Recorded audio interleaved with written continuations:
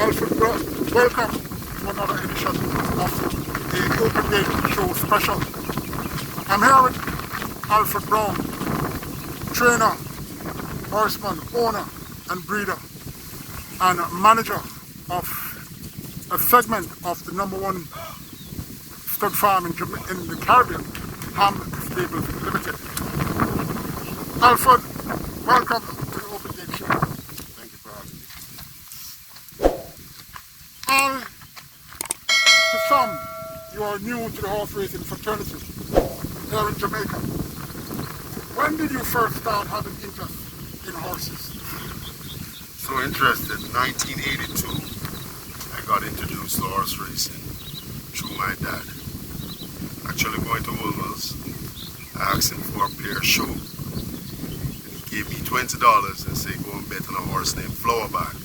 I bet on Flowerbag, he won the race going 10 furlong at 16 to 1. Collected $300 and some dollars, which was a lot of money in 1982. I could buy so many pairs of shoes. From that day, I fell in love with horses, never looked back, got closer to them later down. What was your first intention to become? A jockey, a walker, trainer, owner, breeder? Well, to be honest with you, jockey's out of the question because I am too tall and big. Well, I always wished to be an owner before I became a trainer, to be honest with you. I got introduced to the training part by Dwight Patrick in 2002. I was his assistant from then until I left, went away for a while, then came back, and in 2010 I became his assistant again until I got my license in 2017, December 2017. You are considered a workaholic, and in my opinion you are, and you've been very good. Tell us how you find the job being a stud farm manager as well as training horses and other things. The first thing is that the love that I have for horses, it's close to my kids. That's how much I love them. I love the horses so much. And I work at the farm, I work at the stable, and the greatest thing about it, I enjoy doing it. I don't even look at the hours that I work because I get up 4 o'clock every morning and I leave the stables at 8 o'clock every night. So I don't even watch the hours. I enjoy what I'm doing. I love what I'm doing. I just do my work because they say hard work pay off and it will pay off. You are well respected in the horse racing fraternity, and you have done very well with horses that, well, let's say, train on the track, not really claiming horses.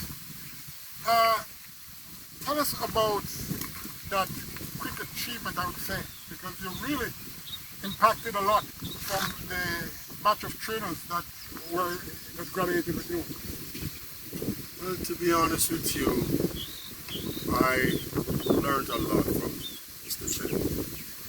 Watch how he trained his horses.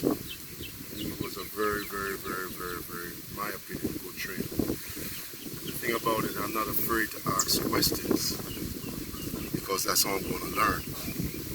No matter how much races I've won, I'm still learning.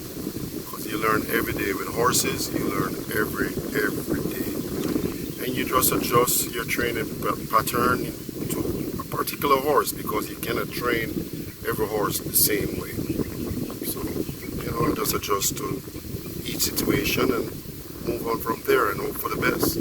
Because, you will prepare a horse, but when you bring them onto the track, you have to keep your fingers crossed and hope for the best because anything can happen. Anything can happen. You were a graduate from the Jamaican Racing Commission trainers seminar or school, whatever you call it, and tell us who were your batch mates, some of them, and tell us what you can about going to the classes and how relevant it was. And my apologies to say relevant because I'm not questioning the Jamaican Racing Commission school, but tell us about it. I guess you know what I'm doing. To be honest with you, going to the class, it was just learning another aspect of racing. Mainly the rules of racing, you learn that in class. Actually, training methods, training pattern, that will be with the master in which you apprentice under. You will learn that from it. You won't learn that in class. But you will learn, basic stuff as far as I'm concerned, but it's very good. It's another part of racing that we all need to know, because you just can't learn one part. You have to know every part of racing in order to be successful. So I think the class helped us in that stage, the rules of racing, certain little things, they taught us about equipments, but all of us should know about equipments. Being an assistant trainer, all of us should know about all equipments, how to saddle a horse, and so forth, so forth. So, they just refresh us basically of the things that we know we did at the stables, and you're just doing it on paper, and they question you about it to see how knowledgeable you are. So that's just basically it.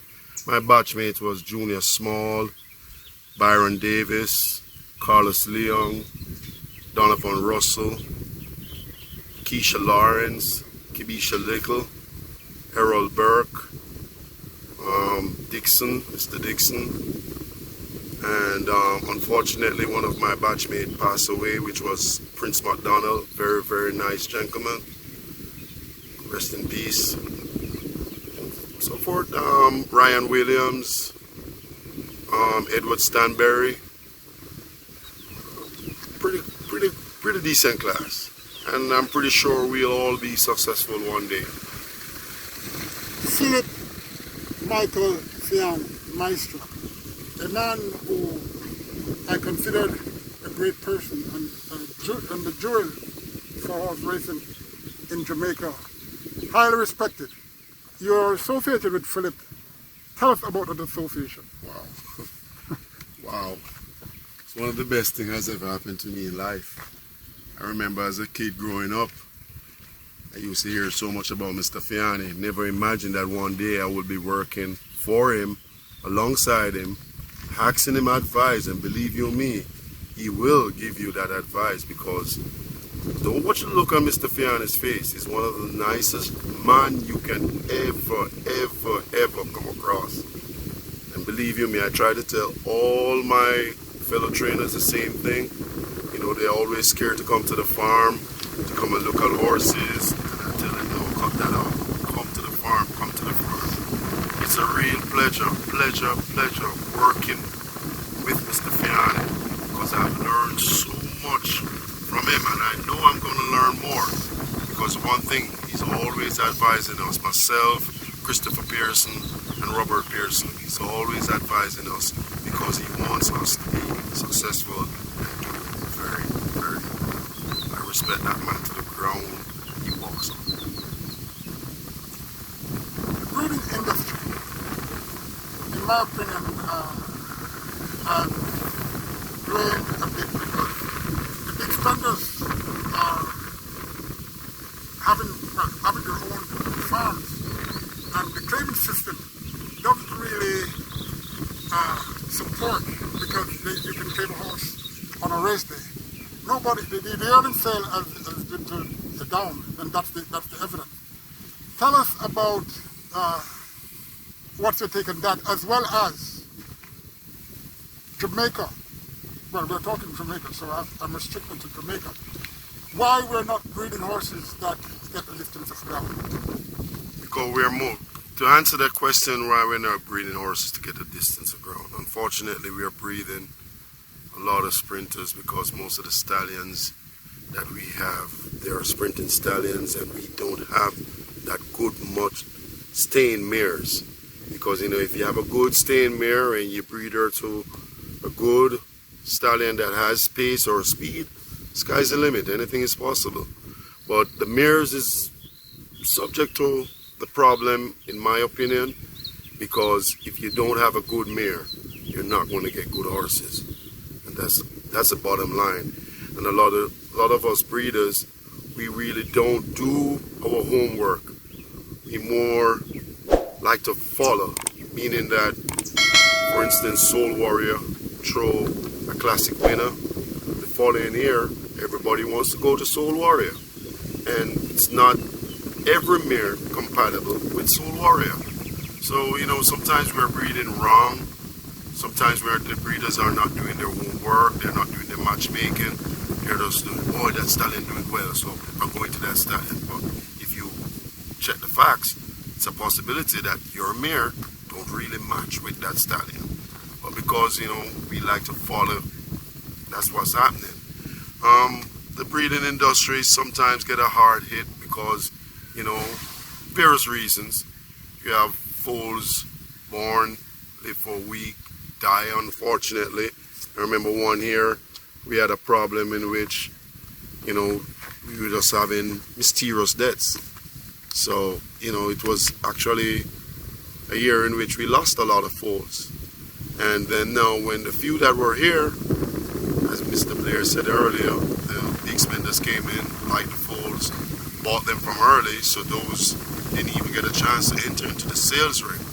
You know, fortunately, Mr. Fiani always saved 1, 2, 3, sometimes 4 of them, because he wants to, you know, support the sale and make sure that the sale goes on. But sometimes that's what's happened. You know, we have the loss of the foals at birth, and the few that we may have, the big spenders came in and buy them early, and they don't get a chance to enter into the sales ring. Well, I shouldn't say a bit of disappointment, huge disappointment where the racing industry in Trinidad is not up to a level where it would be able to allow the Trinidadians to come here as usual and buy some of our horses for good money. Trinidad dollars compared to ours are, you know, there's no comparison really. But the Open Gate Show once had an interview with a top breeder in the United States. He's now in California, I forgot his name. He was the one, well, according to him, sent down Exotic Traveler, Natural Selection, and as well as the top horse, the top here. And also in Trinidad. When I asked him about why is it the Western Hemisphere is not producing steers, although the genes, the lines suggest that he's also will stay. He says to me that the Western Hemisphere dwells in too much inbreeding, and you know that's the causative factor. And you know, I've seen it where a lot of our horses are inbred. Yes, some are successful, some don't. But that argument about horses not staying at distance of ground, some are saying because of Lasix and buttes, some are saying this and that, and their points are credible. It will go on forever concerning this aspect of our horse racing industry, where the most popular races are those that goes around twice past the winning post.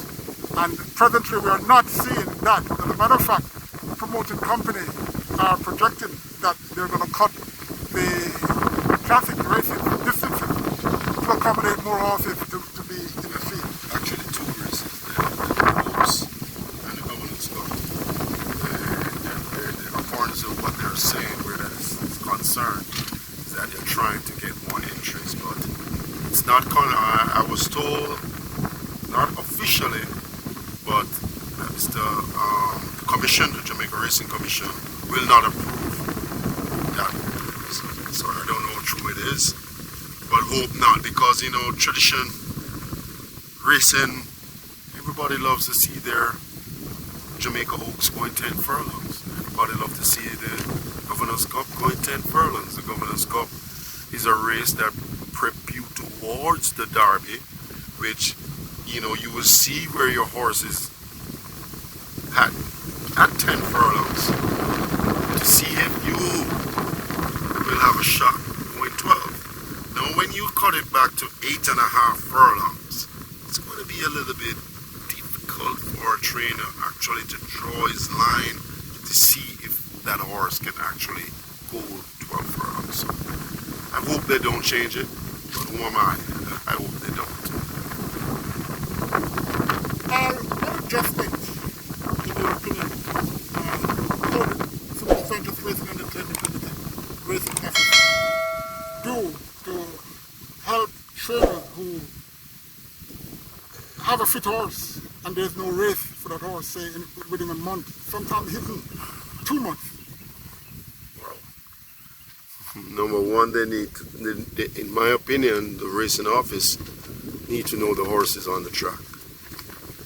They need to know which horse is here, which horse is there, before they sit down in their committee to write these races, because sometimes they write races and for 2 months, as Mr. Blair said, you have your fit horse and you can't find a race for the horse.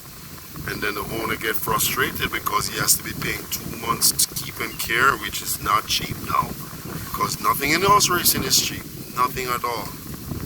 Even if a trainer is working out a deal with an owner, he still got to spend that money. The owner feels all the burden. And to have that horse sit down for 2 months without a race, I strongly believe that they need to have a team knowing every horse on the track, what class they belong to, knowing which race they are riding to accommodate every horse for every month. It's done everywhere else in the world. I don't see why it can't be done here. Well, I can add to that. The first horse I owned in the state of Florida, there was no racing for her. I went to the racing office. I spoke to someone there. They said, "Sir, what's the age?" I said, 3. He said, "What distance?" I said, 6 furlongs. He said, is it a claiming horse? I said, "Yes, 12 stones to claiming maiden." He says, "When would you like it?" I said, "In 2 weeks' time." I said, "Okay, we'll send a leaflet out. And if enough horses are there, that race will run." So be it. We had 11 horses. The race ran. I won by 5 lengths. That's it, simple. I mean, I don't see why you have a horse. For example, there's a horse by the name of Caymanas. He's been there exercising, and there's no race for it.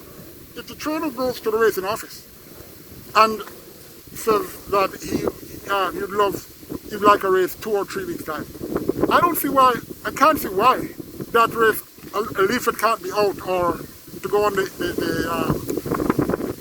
a WhatsApp message that every trainer gets. I can't see why. And if you have 10 horses, then what happened? Anyway. I don't see why it should be a problem either. You're absolutely right, and I don't know this officially, don't quote me, but I assume some trainers have that opportunity while others don't. And I strongly believe that everybody should have equal opportunity to say, "Listen, I have a horse, he belongs in this class, I can't find a race for him. Is there any way you guys can write a race for him, or put on an extra race so I can at least get him run so that I can earn for the owner?" Because at the end of the day, everything boils down to the owner. The owner is the one who absorbs everything. And if his horse is sitting in the stall and cannot earn, it's going to be a burden on the owner. And if we want to have racing, the number one thing is, in my belief, is that we have to protect the owners. We trainers have to protect the owners. The promoting company have to protect the owners. Because without the owners, there's no show. Because the promoting company is not going to buy all the 2,000 horses on Caymanas Park complex. So if everybody decides, "Hey, I'm getting out of the game," there's no show. So we have to protect the owner. So I think we should all have that equal opportunity. But unfortunately, it's not like that in the race office. And I hope one day that will be corrected. You're a humanitarian, in my opinion. And in saying that, if that will lead to the next question, there are quite a number of lucrative incentives being offered for the top trainers, grooms, and jockeys. Now, I'm not saying this because I am really against what Supreme Ventures has offered. But what I'd like, how can you have the top trainers, owners, no, sorry, the top trainers, jockeys and grooms, they are winning that competition every time. It's predictable. What about the trainers that are not doing so well? I mean, in your opinion, what can be done to help to get some incentives to those people? Well, put it this way. Last year, the promoting company started this incentive program. In my opinion, it is good for racing, in my opinion. Reason being that you have a lot of trainers that is showing a lot of interest in winning races because they want a piece of that 250,000 or whatever. What the promoters did last year, they made some adjustment this year, meaning they changed the category, in which they're saying now that if you have 16 to a certain amount of horses, you're in one category, and then you will have the bigger trainers in another category. In which I see what they're trying to do. They're trying to give those trainers with less than 16 horses an opportunity, because right now, as you see, Robert Pearson and Lawrence Fremantle, they're going through a heck of a battle for that category, which this the regular Stephen Todd, Ryan Darby going through another category, and Baba Nunes, Gary Sabrati and Wayne Acosta going through another category.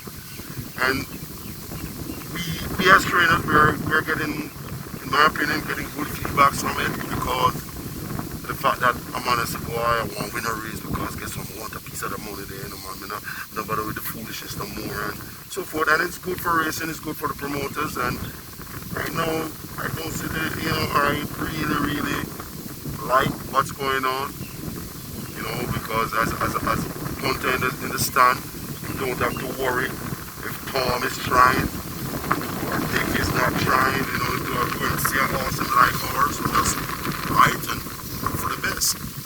So, there's still some things needed to be done, but, it takes time, and I'm pretty sure they're going to get it right one day.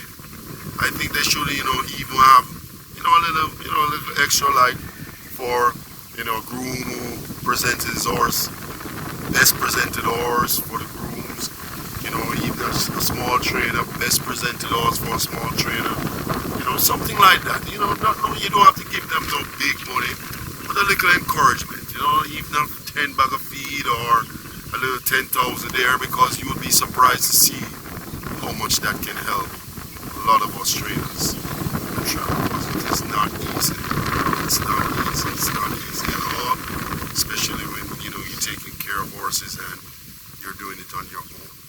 I have a very good friend and know what he's going through, because all of his horses he owns it on his own, no help. And if he's not winning races or anything like that, it can be very, very, very difficult and hard. I totally support what you just said. There are a lot of horses in our time that the opinion from fans, parents, and who they think is the best horse, sprinter or stare. In your opinion, from your time in racing, who would you consider the best stare or stares as well as sprinter? In your opinion? And I'm going to be very honest.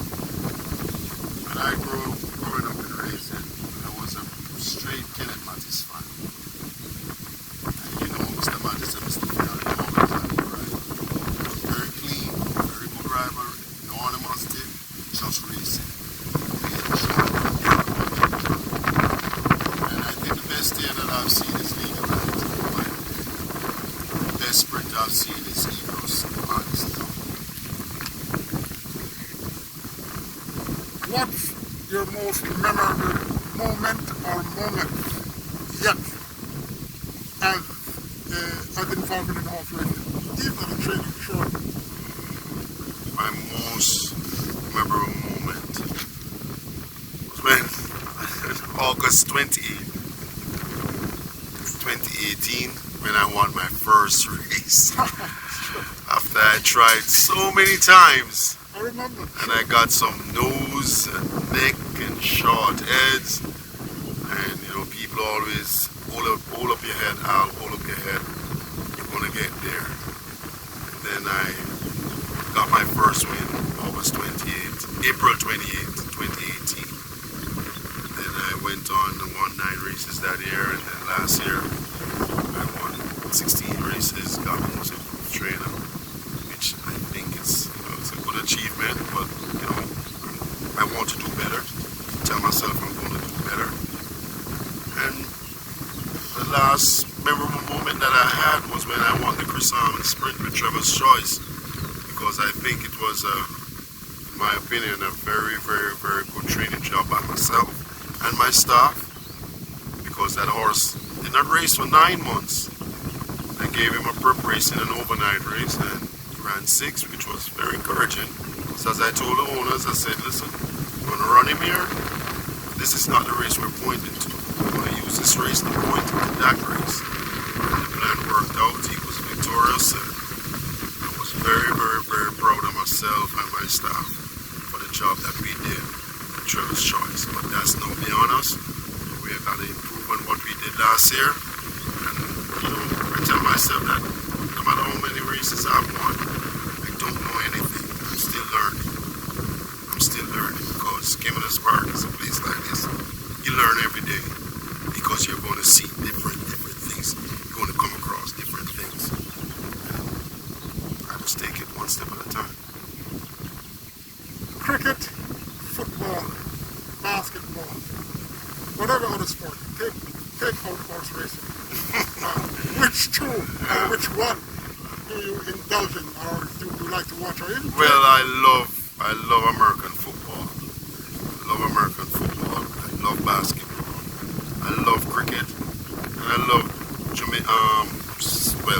football, as the Americans call it, soccer. I love football. But to be honest with you, horse racing is always going to be my number one. To be honest with you, I like track and field. As you know, you see the entire world to love track and field. Without a Usain Bolt now, right now, I'm not even interested to look at tracks anymore. You understand me? But I really, really love basketball and American football. Did you partake in any at Wimbledon? Well, to be honest with you, no, I was not an athletic guy at Wimbledon. I tried running, and I was not part of it. My other 2 siblings, my other 2 brothers, they ran for Wimbledon. All 3 of us went to Wimbledon. They ran for Wimbledon. I didn't. You got to have a little bad sheep a lot to focus. I was that bad. Well, maybe if you'd gone to Jamaica College, maybe I'm sure Nick Harrod is not either room there or not. Yeah, I get all the way. Okay, but those school days, man, those 5 or 6 years, it's really adventurous and really great. But there are seasons for everything, and in modern times now, people are going out of season. They're doing things, hybrid fruits and hybrid poultry, beef, whatever. We are in the breeding season now, and it gets very hectic. Mares are delivering foals. Mares are getting served, you in horse racing, and why I'm emphasizing that, with all that, with all those duties, and I can tell you, it's a night and day thing, you still excel, if I may say, more than most, if not all of your counterparts at the Jamaican Racing Commission Trainers Training School. What would you like to see happening, either from the promoter or from anybody out there that is listening, that would make racing be a respected sport, not a place where you just come and can win a big 6 or a big 9, but a sport where families can come. They don't have to wager because they're good food, there's a lot of excitement, we have a unique crowd. When the gates are open and you see how they ride their horses, and it's amazing. And what would you like to see if you get one wish for racing? Let's play. Number one thing that I would love to see for racing is for all of us that is involved in the sport at Caymanas Park to respect each other. Because if we don't respect each other, we're not going to go anywhere. Caymanas Park is a place like this, unfortunately, and top heads that don't respect that person, you can't get along with that person, so we can't work together to get things done. And I just strongly believe that if we respect each other, and we were, like for example, if all the associations, the trainers associations, the jockey associations, the owners association, the grooms association, we all come together, respect each other, work together as a team. We go together as a team in full force to the promoters. Trust me, the sky's the limit, anything is possible. But the promoters already know that you have two trainers association that, you know, each others don't want that one, don't like that one, and that one don't respect that one. So right away they say that team is in disarray, so we don't want to hear anything from them. We want to hear from our friends, and it's not supposed to be like that.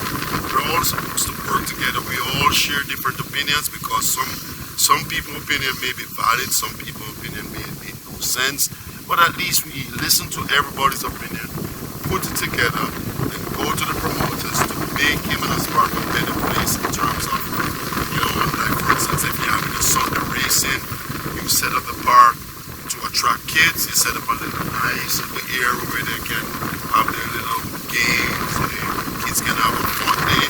It's like you make it a fun day at the park. While the kids are having fun there, the mothers and the fathers will enjoy racing, maybe betting, maybe watching, you know. Fix up the place, have the place cleaned up. They're trying their best because every day they take up the fields in the dumpsters and stuff like that. They're trying their best, but at least the promoters, I believe, should just work with us trainers more, you know, to see what our stables need. Like for instance, a lot of stables need to be fixed. I put in a request for my stable to be fixed over 2 months now. I have not gotten a response. But that's what we have to be going through. Trainers who can afford it, they go ahead and fix their stables on their own. I just think that we should be communicating more, because remember, we are the one that is making the show happen for the promoters.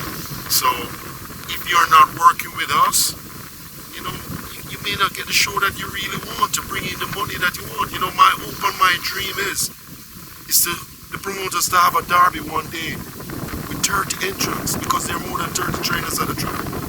With 30 entrants and all 30 horses have winning chances. You may say it's not possible, but hey, where horse racing is concerned, you never know. Because there's a lot of good horses that come to the track every year with different trainers. And unfortunately, something happened while they're training towards whatever race, and that horse may never make it to the classic, and he was a good horse, you never know. But just with a little lady luck, you never know, one day it may happen. You may see a derby lineup one day with 15 horses, 16 horses, and the punters in the stand are wondering, who am I to buy? That's my wish, that's my hope. That's what I want to see for racing, because the more racing is competitive, is it better for all of us, the promoters, us trainers, because the one who are slacking behind, don't we have to pull their socks up and say, listen, we have got to go now, you know, because one of them come on their horse and I know my horse better than him, but through me not coming to the track early in the mornings, you know, and oversee my thing properly, I'm behind the 8 ball. You understand? So that's what I want to see. I just want to see competitive racing, clean environment, place that can attract foreigners, can attract the kids, especially on Sundays, because Sundays should be a special fun day of racing, in my opinion. A man can bring him kid and want to play some whatever you want to play over there. Me and mommy go and play the horses, sit down, have a drink, things like that. But you know, promoters are thinking about one thing right now, in my opinion. So I don't think they're really going to do anything that I'm talking about. You know, it's so funny. Horsemen, they have the privilege of getting up early and getting in that atmosphere that is good for the body. That energy from the early morning sun and everything. It's very good for us. Horsemen, they have a horse, and even if it loses today, they're thinking of a next race in 2 weeks' time or thereabout. It brings hope. Horsemen who own the mare, having that mare in foal, that foal is born, and they can take their family to see that horse grows, and then to see it run and win. You know, horse racing is the way to go. It's a family industry. It has a lot of positives, and you know, really and truly, I'm encouraging all and sundry to get a good mare, even from overseas. Get it in the fold there and bring it here, or come and own a young horse, because there's no fun on earth that can equal winning a race. Trainer Alford Brown, the Open Gate Show, is pleased to have you taking your time out to giving us ideas as well as your experience as a trainer, a young trainer who looks to be one that will be going forward. And to all racing owners who intend to own horses, you can come and check with Al Brown at the farm or the stable, and maybe you can work something out if you can own a horse to train. He's putting a lot of races. Thank you, Al. No problem, man. Thank you, Father. Thank you, Father. Okay. All right.